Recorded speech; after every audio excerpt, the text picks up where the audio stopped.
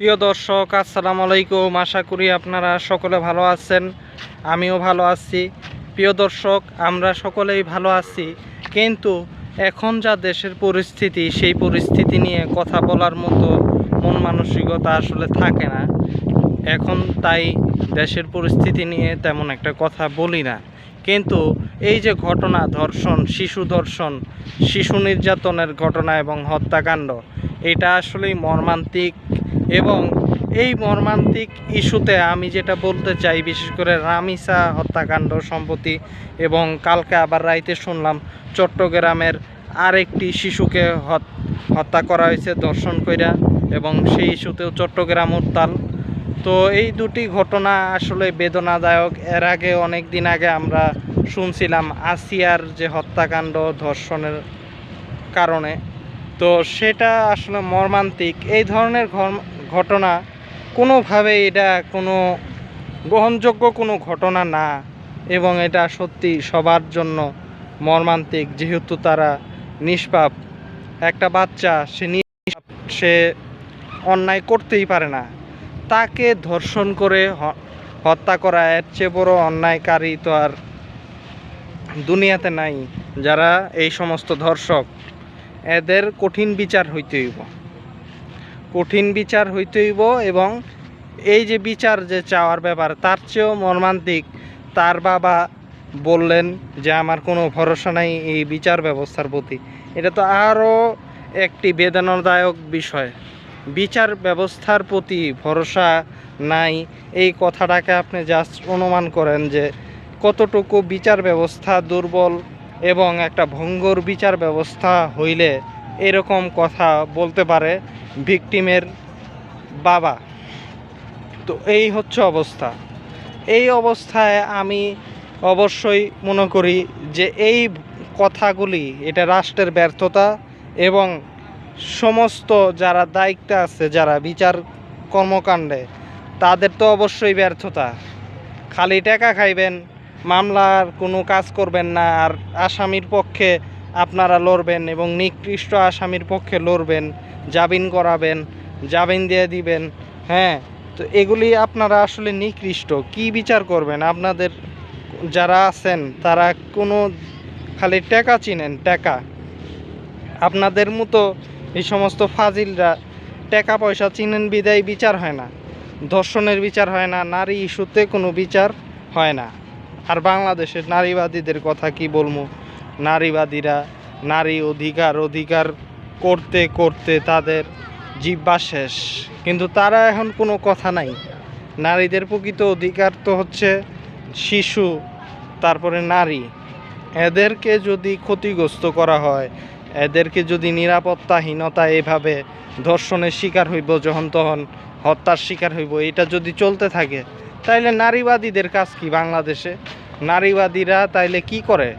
তারা টাকা কামায়, বিভিন্ন জায়গায় সভা সেমিনারের নামে ইসলামের বিরুদ্ধে তারা কথা বলেই তাদের দায় সারে, যে আমরা নারী অধিকারের কথা বলছি, ওই বোরকা খুলো তাইলে নারী অধিকার। বোরকা খোলা নারী অধিকার না।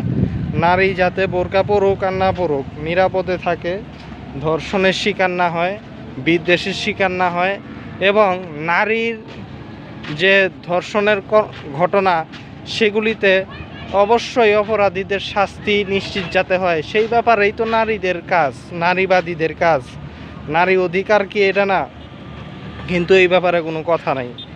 এই যে আমি বলি যে ধর্ষণের ব্যাপারে, নারী ধর্ষণের ব্যাপারে কঠিন পদক্ষেপ, কঠিন কোনো নাই, কোনো ধরনের কোনো বাহানা না, যে না এটা না অমনে না অমনে, এগুলি না, ডাইরেক্ট ফাঁসি। নারী ধর্ষণ হয় কোথা থেকে?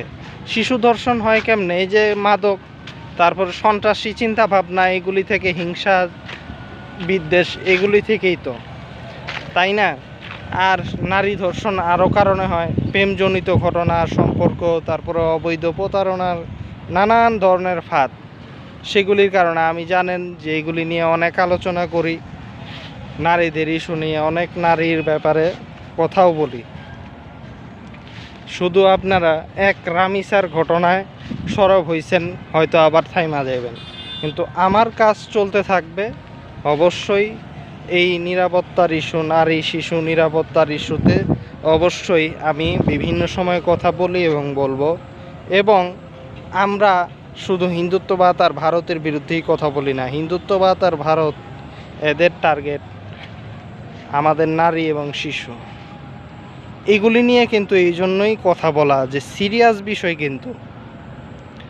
তো তাই আমি মনে করি এই যে দাবি এখন শিশু হত্যাকারী, শিশু ধর্ষণকারী, নারী হত্যাকারীদের অবশ্যই ইমিডিয়েটলি দ্রুত বিচার কাজ সম্পন্ন করতে হবে। এদের ফাঁসি দিতে হইব, প্রকাশ্যে একটা দৃষ্টান্ত স্থাপন করতে হইব এই অন্যায়কারীদের বিরুদ্ধে। আর পাশাপাশি আমাদের কিন্তু অনেক সমস্যা নারীদেরকে নিয়ে। নারীদেরকে আমি বারবার বলি, অভিভাবক ছাড়া চইল না। শিশু তো আরও বেশি। শিশু ওই যে দেখলেনই তো, যাদের বাচ্চা আছে একা একা যেখানে সেখানে এই শিশুদেরকে ছাড়বেন না কোনোভাবে, কোনো একটা জায়গায় পাঠাবেন না। নিজে আপনি যে অভিভাবক, সে তো শিশু, সে তো বুঝে না, তার ক্ষতি করে দিতে পারে যে কেউ। এটা আরও সেন্সিটিভ থাকেন। পাশাপাশি নারী বড় হয়েছে, যাইতাছে একলা, আইতাছে একলা, আপনি খোঁজ রাখেন না আপনার মেয়ের সম্পর্কে, সমস্যা কিন্তু হইব। এই জন্য এখনকার পরিস্থিতিতে সতর্ক হন। ভার্সিটিতে মেয়েরে ভর্তি করায় আপনি কোনো খেয়াল নাই, কিছু নাই, হ্যাঁ, লিল্লার মতো ছাইরা দিছেন, তাইলে তো হইব না। আপনার মেয়ে তো আপনার। ঠিক আবার শিশু, তারা আপনি জেনে সেনে ছাইরা দিতেছেন, কোনো খেয়াল নাই। গার্জিয়ানেরও কিন্তু দায় আছে, এগুলি কিন্তু বুঝতে হবে। তাই নিজের সন্তান, মেয়ে, শিশু হেফাজতে রাখেন, নিজের খেয়াল রাখেন। আপনি কেন আরেক শিশুকে অপরিচিত জায়গায় পাঠাবেন, আরেকজনের ঘরে পাঠাবেন? সাবধান হয়ে যান, আর পাঠাবেন না। সবাই সতর্ক হয়ে যান। যার যার বাচ্চা, যার যার নারী, মেয়ে, ছেলে, মেয়ে, বোন, সব কিছু নিয়ে। ধর্ষণ কিন্তু বাড়ছে, পাশাপাশি এটা বাড়ছে এখন হয়তো আলোচনায়, কিন্তু অনেক দিন ধরেই কিন্তু এগুলি কিন্তু মহামারী চলতেছে দেশের ভিতরে। মহামারী চলতেছে এবং প্রতিদিনই এগুলি হইতাছে। প্রতিদিন কোথাও খবর হয়, কোথাও খবর হয় না, এটাই বাস্তবতা। তাই নিজের মেয়ে, নিজের বোন, নিজের স্ত্রী কই যায়, কি খায় না খায় খোঁজ রাখেন। পাশাপাশি নিজের সন্তান কই যায়, কেমনে স্কুলে যায়, এইগুলি আপনি নিজে দিয়ে আসেন, খেয়াল রাখেন। অভিভাবক দায়িত্ব হইছে প্রথম দায়িত্ব এগুলি। আর পাশাপাশি বিচার নিতে হইব এই যে এই ঘটনাগুলির।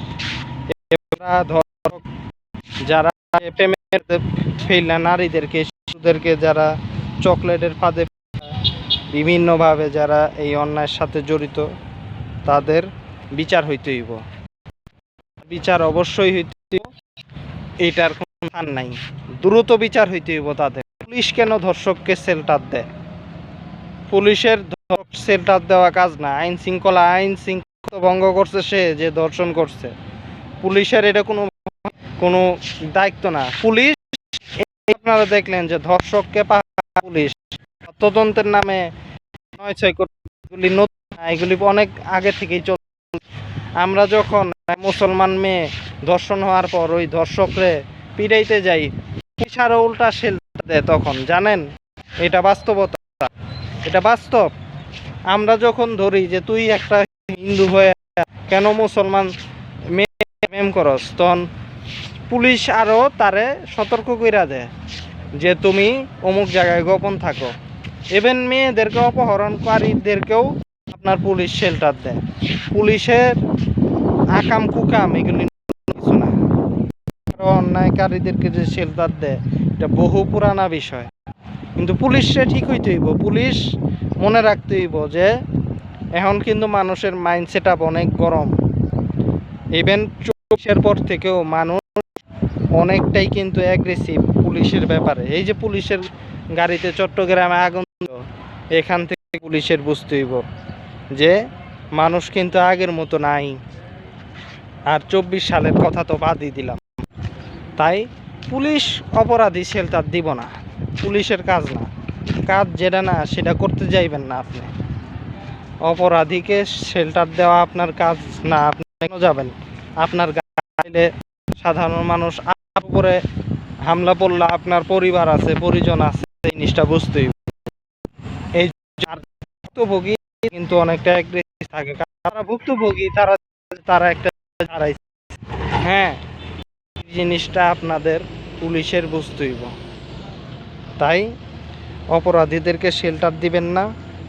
অন্যায়কারীরা অবশ্যই তারা শাস্তি প্রাপ্য, তাদের এটা। তারা অন্যায় করার আগে মনে রাখে না কেন যে শাস্তি পাইতে হইব? এটা তাদের প্রাপ্য, এই শাস্তিটা। তাই অন্যায়কারীদেরকে শেল্টার দিবেন না। আর বিচার দ্রুত করতে হইব, দ্রুত।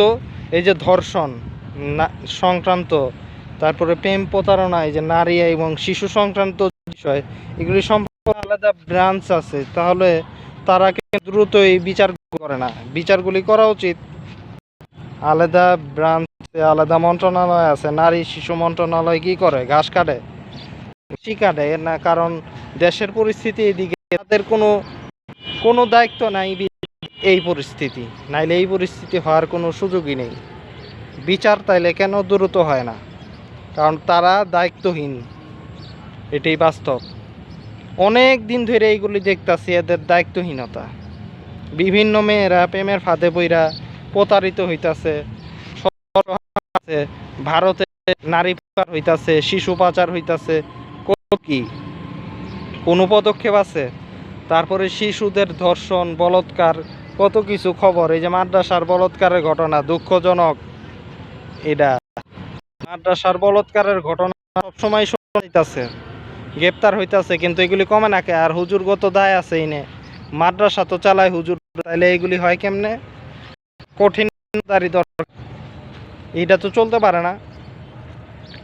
তাই এগুলি বন্ধ করতে হইব এবং কঠিন বিচারের মাধ্যমে একটা নজির তৈরি করা দরকার এদের বিরুদ্ধে। সর্বশেষ সকল ধর্ষণ, অন্যায় অপরাধের কঠিন বিচার চাই, ন্যায় বিচার চাই। এই পর্যন্তই। আল্লাহ হাফেজ।